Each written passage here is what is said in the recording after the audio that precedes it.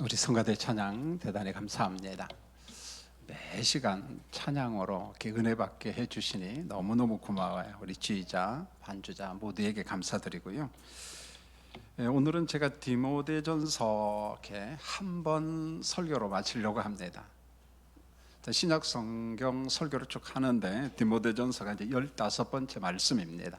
다음 주에는 디모데후서, 그 다음 때는 디도서, 이런 식으로 해서 요한계시록까지 말씀을 전하려고 합니다.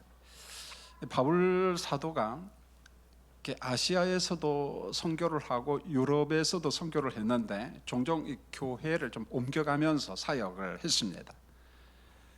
그래서 이번에는 이 마케도니아 지방에 있는 빌립보 교회를 돌아보기 위해서 이제 에베소 교회를 떠나야 되는데, 여러분, 담임 목사님이 자기 교회를 떠나서 사역지를 옮긴다, 이런 참 쉽지가 않거든요. 보면 어떤 사람한테 위임을 할 것인가, 맡길 것인가, 이게 참 염려가 되고 걱정이 되잖아요. 그런데 바울 사도에게는 뭐 디모데 목사님 혹은 디도 목사님과 같은 아주 참 좋은 목회자가 있습니다. 그래서 디모데 목사님에게 에베소 교회를 위임을 하면서 간곡하게 하나 부탁을 하는데, 1장 3절에 보면은 내가 마게도냐로 갈 때에 너를 권하여 에베소에 머물라 한 것은 어떤 사람을 명하여 다른 교훈을 가르치지 말며, 이렇게 말합니다. 내가 마케도냐로 간다. 이때 마케도냐는 주로 이제 빌립보 교회를 의미합니다. 자, 지금부터 에베소 교회 목회를 잘 해야 되는데 어떤 사람들을 명하여 다른 교훈을 가르치지 말게 하라, 이렇게 말합니다.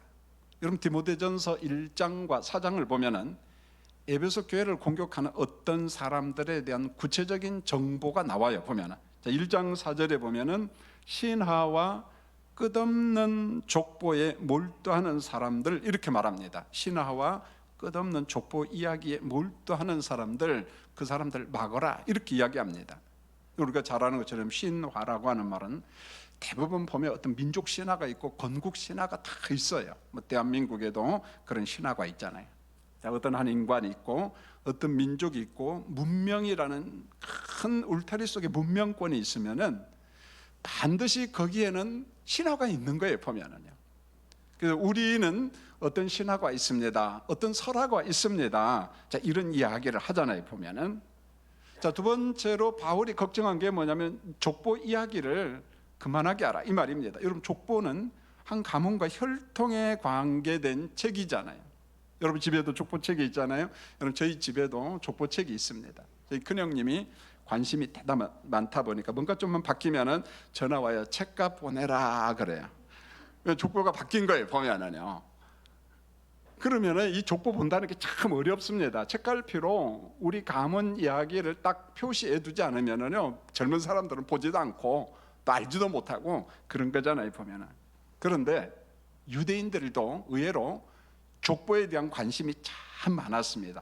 그래서 여러분들이 구약 성경을 읽다 보면은 누가 누구를 낳고 족보 이런 기사들이 굉장히 많잖아요. 보면은요. 여러분, 유대인들이 족보에 대한 관심이 얼마나 많았느냐면은, 자, 이렇게 말하는 거예요. 우리 가문은 아브라함과 관련돼 있다, 모세와 연결이 돼 있다.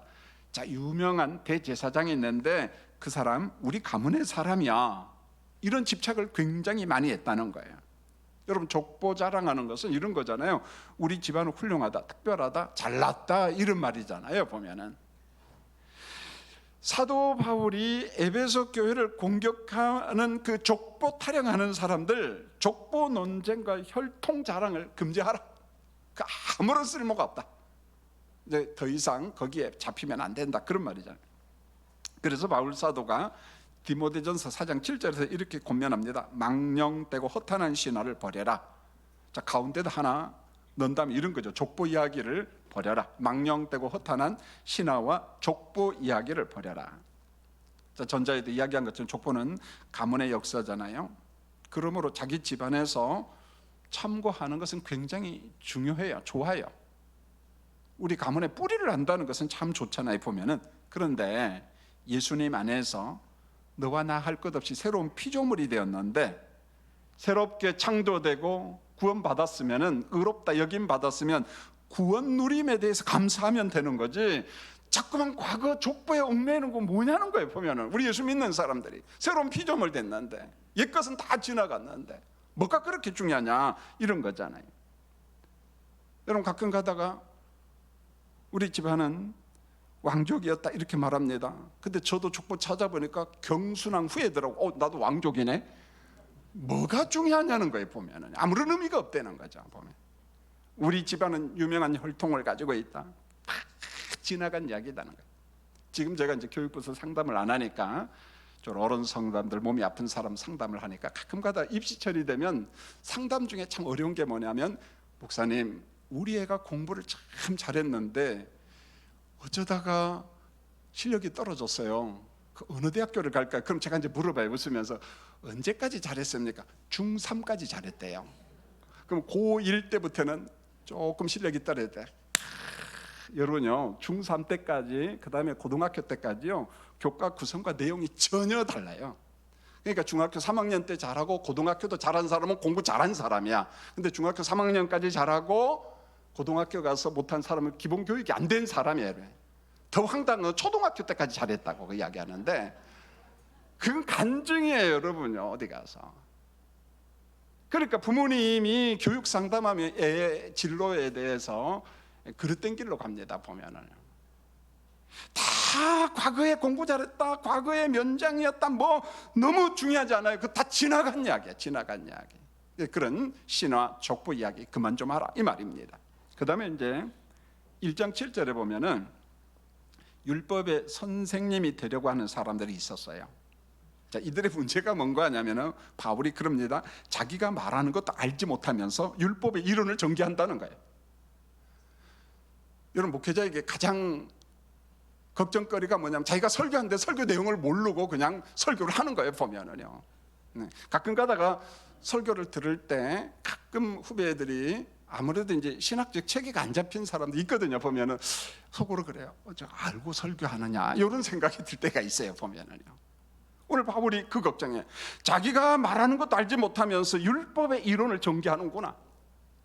여러분 본문을 제가 다 읽지는 않았지만 8절부터 10절까지 보면 율법의 목적이 나와요.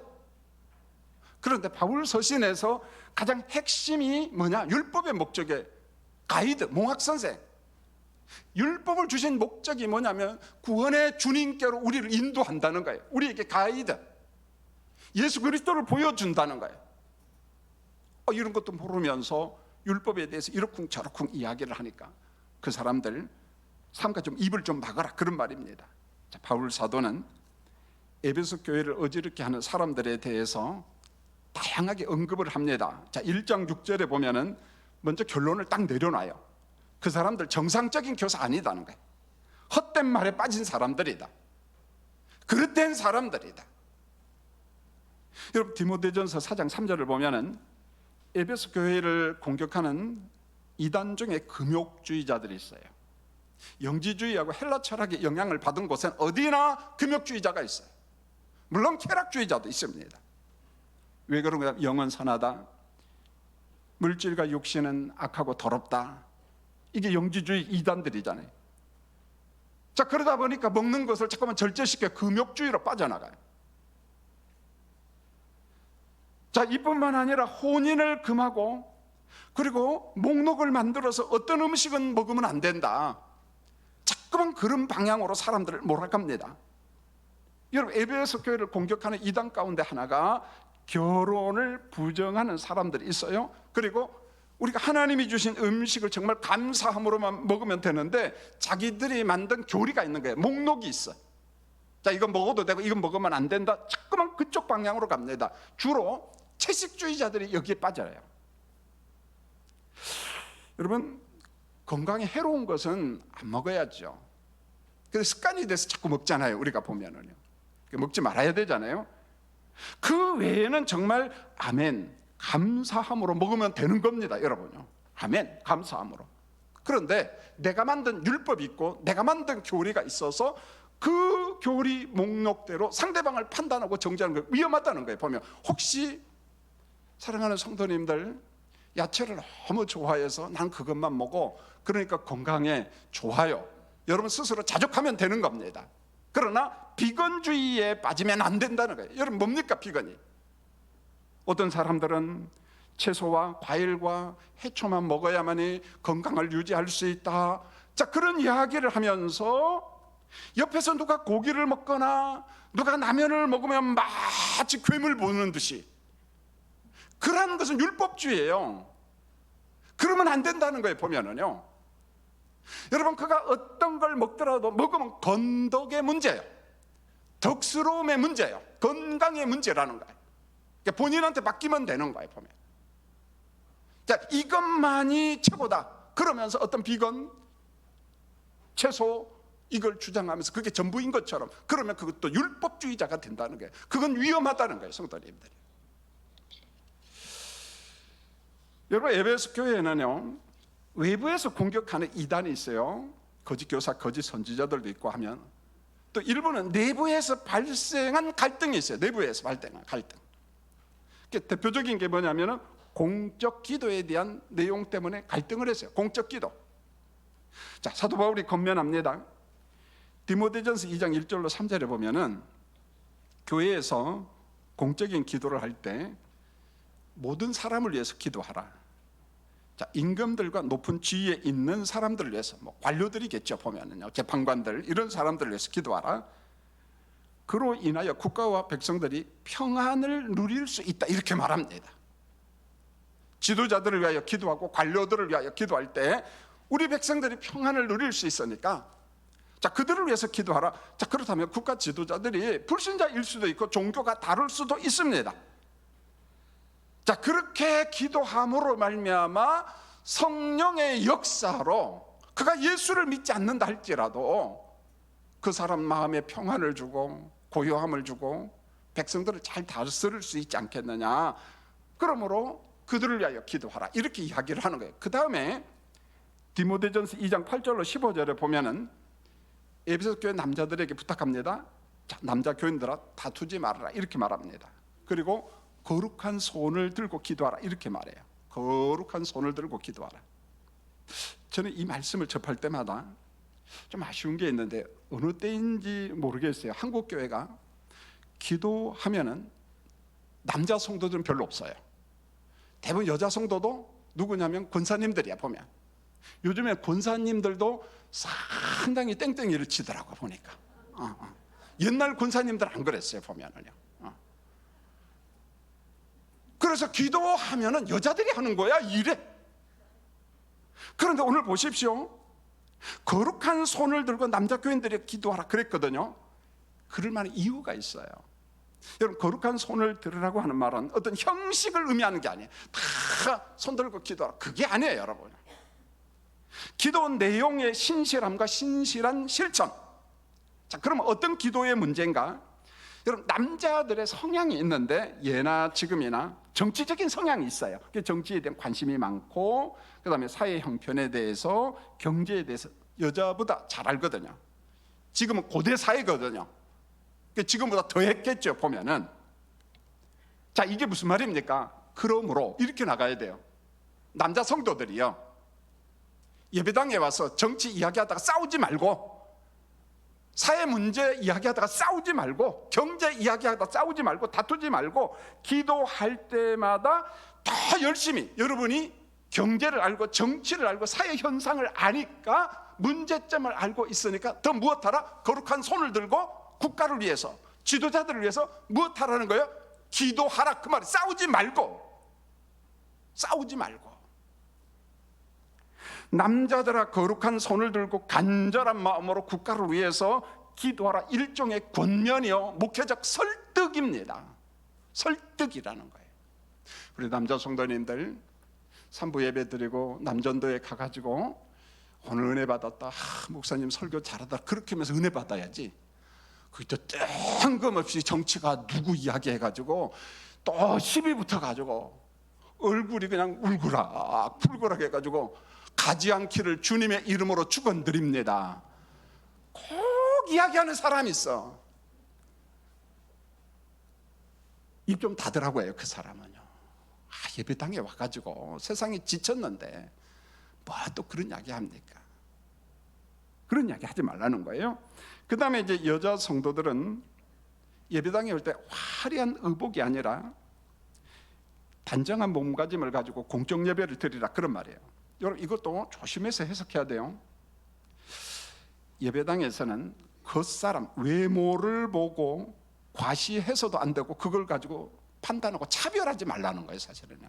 좋은 옷 입고 오지 말라 그 말도 아니고 다 그냥 허름한 옷만 입고 와라 그 말이 아니에요, 여러분요. 여러분, 교회는 단정함과 외적인 단정함도 있지만 마음의 단정함, 그리고 믿음과 사랑과 거룩함이 있는 곳이에요. 그러니까 외모 보고 판단하지 말라는 거예요.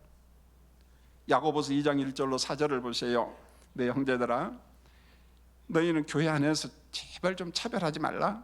은금 폐물을 차고 화려한 옷을 입은 자라고 예우를 하고, 허름한 옷을 입은 자라고 당신은 저쪽 귀퉁이에 앉아서 예배드려, 저쪽 땅바닥에 앉아서 내 발밑에서, 그런 차별을 하지 말라는 거예요, 여러분요. 우리가 사람이기 때문에 얼마든지 그럴 수 있어요, 여러분요. 그러나 외적인 신분, 외적인 화려함, 외적인 것 보고 예배당에서 차별하면 안 된다는 거예요, 보면은요. 차별하지 말라. 여러분, 이런 것 외에도 에베소 교회 안에 인간관계가 좀 아팠어요, 보면은. 그래서 디모데전서 5장에 보니까 과부의 문제로 대화를 하잖아요. 그래서 참 과부가 누구냐? 만약에 집안에 돌볼 자녀가 있다면, 가족이 있다면은 교회 부담 주지 말고 집에서 좀 돌봐라, 자, 그런 이야기도 하고요. 그 다음에 장로님에 대한 섬김 이야기를 하면서 장로님의 고발 문제를 이야기합니다. 구약적 이야기를 해요. 신명기에서 이야기했던 것을 디모데전서 5장 19절에 두세 증인이 없으면 받지 말라는 거예요, 그 고발 고소권. 그냥 흘러다니는 이야기를 듣고 어떤 장로님은 이게 문제입니다 막 자꾸 이야기를 하는데 두세 증인의 확증이 없으면 그 이야기 받지 말라는 거예요, 보면은요. 떠돌아다니는 이야기 가지고 이야기하지 말라, 논하지 말라는 거예요. 여러분, 디모데전서 6장에 보면은 신분이 종인 사람이 있어요. 그렇겠죠. 노예 같은 사람도 있고, 그 다음에 부자 성도들도 있잖아요. 여러분, 오네시모는 빌레몬의 집에 종이거든요. 빌레몬은 부자예요, 여러분요. 자, 이런 사람이 예배당에 올 수 있어요. 신분의 차이 있다는 거예요, 보면은.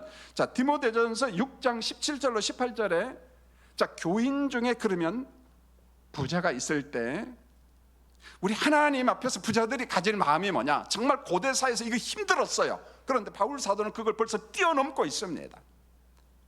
여러분, 디모데 전서에서 바울이 인간관계 가장 핵심이 뭐냐면 기본적으로 서로 존경하라는 거예요, 존경하라. 그래서 예배당에서 연세가 좀 많은 남자 성도가 있으면 아버지처럼, 여성도가 있으면 어머니처럼, 젊은 남자가 있으면 형제처럼, 젊은 자매가 있으면은 내 자매처럼 서로 존경하고, 단 한 가지, 잘 다스리고 가르치는 장로님이 있으면 두 배나 더 존경하라. 이게 왜 그런 줄 아세요? 초대교회를 공격하는 이단들이 많거든요, 사이비들이. 그러니까 교회를 지켜내야 할 지도자가 필요한 겁니다. 말씀에 능통한 사람이 있으면 최고죠, 보면은. 교회를 지킬 수 있으니까 그런 사람이 있다면 더 존경해줘라, 더 존경해줘라, 그런 거예요, 보면은. 그런 관점에서 접근을 하는 거예요. 하나님 앞에서 부자들이 가질 마음, 자, 어떤 마음을 가져야 되냐? 정함이 없는 재물에 소망을 두지 말며. 정함이 없다는 거예요. 날아가 버려요, 돈이. 오직 우리에게 후히 주사 누리게 하시는 하나님께 돌아 선한 마음을, 선한 사업을 많이 하라. 너그러운 자가 되라. 여러분, 이 말씀을 가지고 부흥사들이 엉뚱하게 해석하고 적용해서 교인들 심령속에 막 바람을 집어넣는데 그런 말 아니잖아요. 하나님이 풍성하게 주신다고 하니까 뭐라고 하면서 돈 바쳐라 이야기해서 그런 말입니까, 이게요? 그런 뜻이 아니잖아요. 모든 게 하나님이 것이고 그분께서 정말 후히 주시니까 그분을 바라봐야지 돈이 목적이 되고 최고의 선이 되면 안 된다는 겁니다, 보면은요. 그래서 부와 재물 그 자체가 목적이 되거나 거기에 함몰되면 안 된다는 거죠, 보면은. 후히 주시는 하나님, 말 그대로 풍성케 하시는 그 하나님, 그 하나님을 바라보면서 하나님의 의, 하나님의 뜻, 하나님이 기뻐하는 곳, 자 거기에 좀 드리라는 거예요. 보면은 오늘 일부 예배 때 대표 기도하신 집사님이 그렇게 해요. 참 은혜를 받았어요. 하나님의 시선이 머무는 곳에 우리의 시선도 머물게 해주세요. 그래서 여기 앉아서 딱 아멘 했지. 그건 세게. 사랑하는 성도님들, 이거잖아요. 하나님의 관심, 시선이 머무는 곳에 우리의 시선과 관심이 가는 거예요. 할렐루야. 이겁니다, 여러분. 여러분 디모데전서 6장 19절에 보면은 이것이 장래에 자기를 위하여 좋은 터를 쌓아 참된 생명을 취하는 것이니라. 여러분 이건 정말 해석 잘해야 돼요. 그렇게 어렵다거나 그러진 않아요. 자칫 잘못하면 행위주의, 공로주의에 빠지니까 제가 걱정이 돼서 그러는 거예요. 여러분 여기서 말하는 좋은 터와 생명의 취함이 뭘까? 아니 내가 생명을 취한다고? 내가 영생을 취한다고? 그건 아니잖아요. 그럼 뭘까? 자, 이것에 대한 보충 설명이 마태복음 6장 19절로 20절에 있습니다. 예수님 설교합니다. 너희를 위하여 보물을 땅에 쌓아두지 말라. 오직 너희를 위하여 보물을 어디에 쌓아두라고요? 하늘에 쌓아두라. 하늘에 무슨 뭐 우체국이 있고 마을 금고가 있고 은행이 있어서 거기에다 돈 쌓아놔라 그런 말일까요? 아니요. 하나님의 시선, 하나님의 관심, 하나님의 의가 뭐냐, 하나님의 뜻이 뭐냐, 거기에 집중하라는 거예요. 그게 선교일 수도 있고 교육일 수도 있고 아버지가 기뻐하는 게 뭐냐. 여러분 좋은 터라는 말도 마찬가지입니다.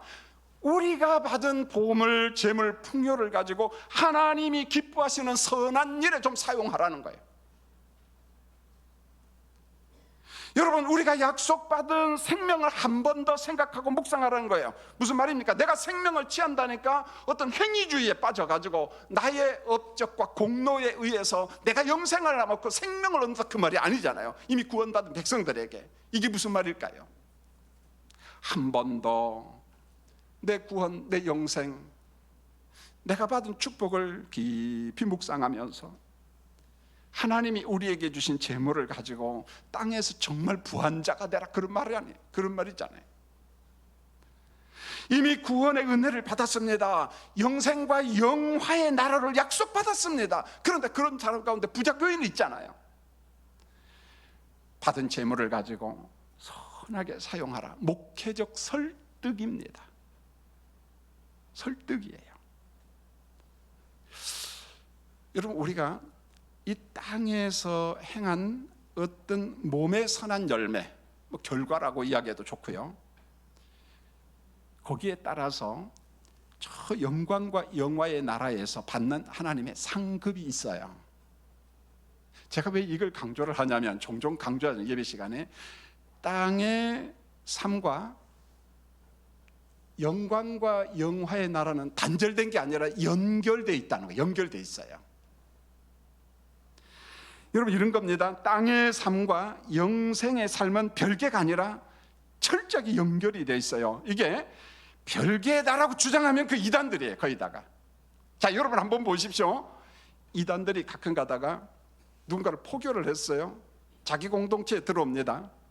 그러면은요 오로지 우리를 위해서, 우리 교주를 위해서 충성하기 위해서는 직장을 그만두기도 하고 그 가정에서 나오기도 하고 삶의 단절을 주장해요. 왜요? 오로지 우리 교주한테 충성하도록. 근데 성경 어디에 그런 게 있나요? 여러분 땅에서 게으르면 안 돼. 하나님이 내게 주신 그 직업에 우리가 충성해야 되고 가정에 충성해야 되고. 그러니까 성경적 삶은 단절이 아니야, 연결이야. 땅의 삶과 하늘의 삶을 별개로 주장하지 않습니다. 여러분 우리가 직장생활 잘해야 돼요. 가정생활 충성스럽게 해야 됩니다. 할렐루야. 만약에 석간중앙교회 봉사한다고 가정 소홀히 하고 직장 소홀히 한다면 죄송합니다만은 그 사람 지금 잘못된 믿음 생활하고 있는 거예요. 여러분 계시록 22장 12절을 보세요. 보라 내가 속히 오리니 내가 줄 상이 내게 있어 각 사람에게 그가 행한 대로 갚아주리라.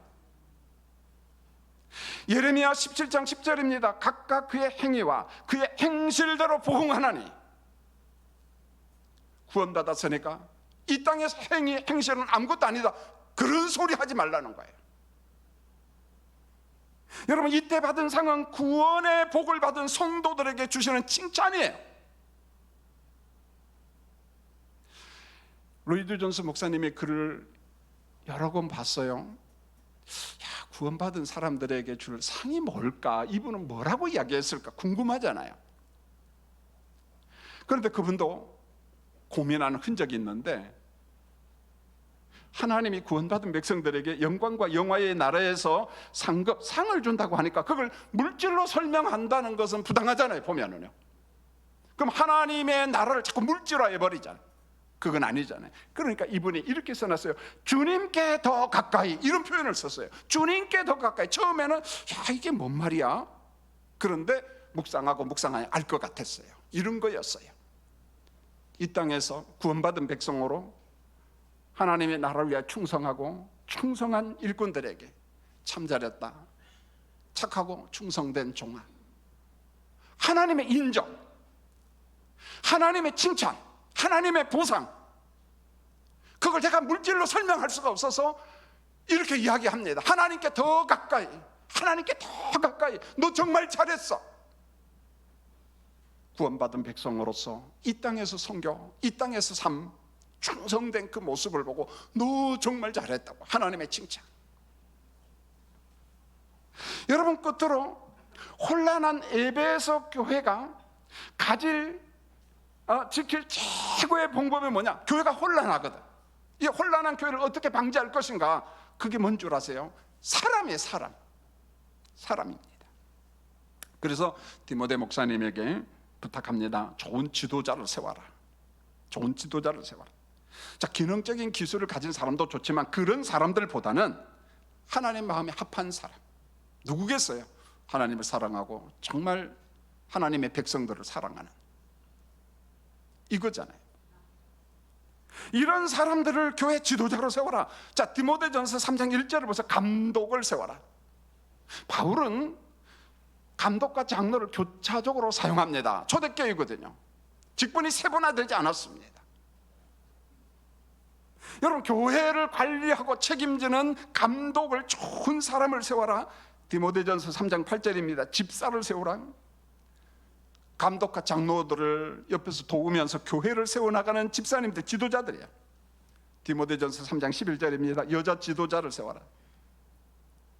여러분, 목회 서신에서 여자 지도자는요, 정말 다양한 일을 했어요. 고아와 나그네와 이런 사람을 돌봤어요. 혼자 된 사람을 돌봤습니다. 말 그대로 신방했습니다. 교회를 섬겼습니다. 여러분, 우리 교회는요, 여자 지도자들을 이렇게 말하잖아요. 권사님 혹은 구역장, 구역교사, 이렇게 이야기하잖아요. 여러분, 오늘 제 설교를 듣는 성도님들이요, 마음속에 간직하세요. 하나님께서 여러분들을 교회 지도자로 세웠어요. 권사님으로 세우고 구역장과 구역교사로 세웠습니다. 이 말을 듣고 자꾸 도망가면 안 됩니다. 자, 세 부류의 지도자들의 공통점이 뭔 줄 아세요? 정말 중요합니다. 첫 번째로 하나님의 선한 일을 사모하는 자, 더불어서 도덕적으로 탁월해야 돼요. 두 번째로 세상의 지도자와는 결이 달라야 돼요. 세상 지도자와는 결이 달라야 돼요.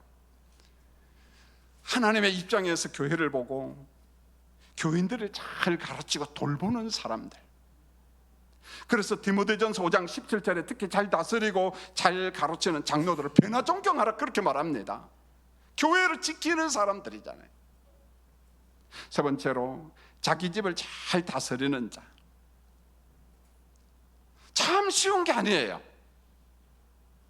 1000명, 2000명, 10년을 한 대한민국의 지도자이면서 자기 가정은 실패하는 사람이 있을 수 있어요. 여러분요, 어렵다는 거죠, 보면은. 그런데 오늘 성경은 말합니다. 자기 집을 잘 다스리는 사람, 가정에서 본이 되는 사람을 교회 지도자로 세우라. 그 다음 잘 보십시오. 네 번째, 지역 사람들로부터 인정받는 사람을 세우라는 거예요. 전 이 말씀이 시간이 흘러갈수록 더 은혜가 돼요. 무슨 말입니까?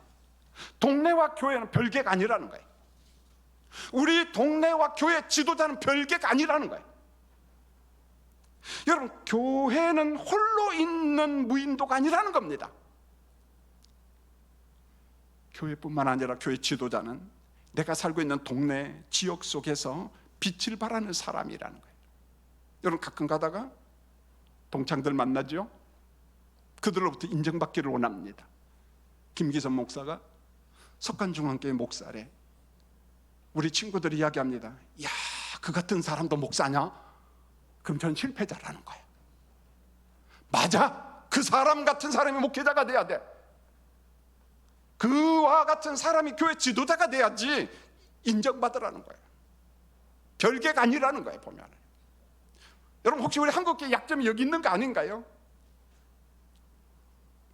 마태복음 5장 13절에서 너희는 세상의 소금이니, 마태복음 5장 14절 너희는 세상의 빛이니, 이게 단순히 구호입니까? 아니잖아요, 여러분요.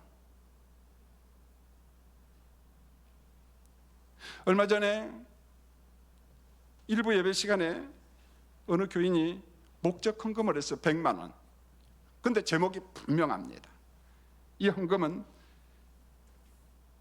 북한에서 아사 직전에 있는 사람들에게 양식을 사는데 좀 사용해 주세요. 이렇게. 여러분, 북한은요 1990년대부터 2023년도까지 계속 양식이 없어요. 자, 여기에서 분명히 제 철학, 제 신념을 이야기를 합니다. 저는 북한 체제가 잘못되었다는 것을 알고 있고 제 마음속에 외치고 있어요. 저는 유물론과 진화론적 체계에 대해서 전공한 전문가보다는 모르지만은 굉장히 많이 있고 많이 사색하는 사람이에요. 엄청 읽어요. 여러분, 정통 유물론주의자와 정통 사회주의, 정통 공산주의도요, 북한의 사회주의는 짝퉁이라고 해요. 거짓말. 인정 안 합니다. 주체사상 웃기네 이렇게 이야기합니다. 제가 봐도 웃기는 곳이에요. 웃기는 곳. 갈등이 많죠. 그런데 제 고민이 뭔 줄 아세요? 여전히 먹거리가 없다는 거예요, 북한이.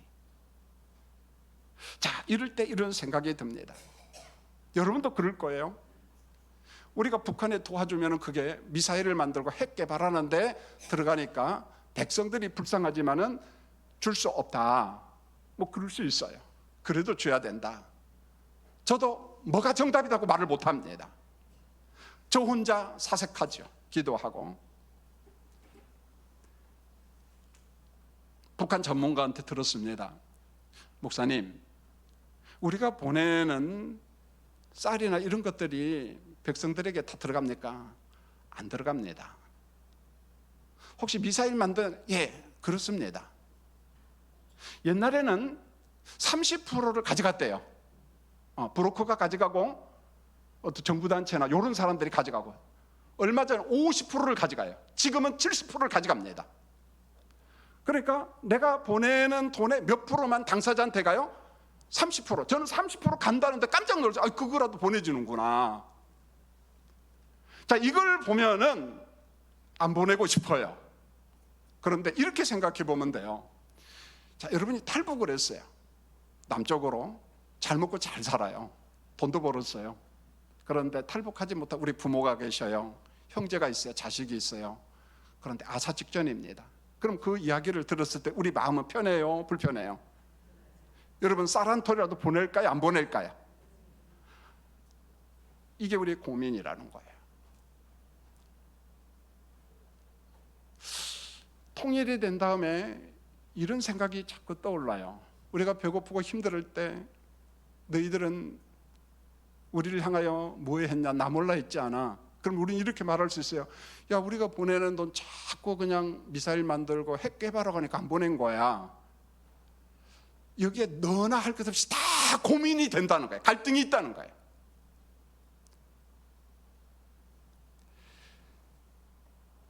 재정부 장로님하고 통화를 했어요. 장로님, 이 돈을 우리가 보낸다는 것은 한계가 있습니다. 어디로 보내야 될지를 모르니까. 그런데 마침 7월 달에 교사 헌신 예배 때 오는 외부 강사가 우리 경기내 목사님이십니다. 북한 전문가예요. 북한 선교를 오랫동안 했어요. 100만 원이지만은 제대로 가야 되니까 우리 그분한테 전달합시다. 그분 설교하러 오면은. 여러분, 제가 하고자 하는 말은 교회는 혼자 은혜 받고 끝나는 것이 아니라는 거예요. 여러분, 명심해서 들으시기 바랍니다. 우리는 옆 사람, 내 옆에 있는 사람을 세워줘야 돼요. 병들고 가난한 사람, 산부예배 들어오는데 먼 곳에서 우리 김신자 군사님이 왔어요. 지난 2, 3주 못 왔어요. 왜 그러냐면 너무 어지러워서. 제가 잘합니다. 교통사고 그런 후유증 때문에 정말 온다는 게 불편해요. 근데 좀 독한 약을 먹고 왔다는 거예요. 자식들은 못 가게 하죠. 기도했습니다. 여러분, 그러한 사람들이 우리 옆에 있다는 거예요. 보면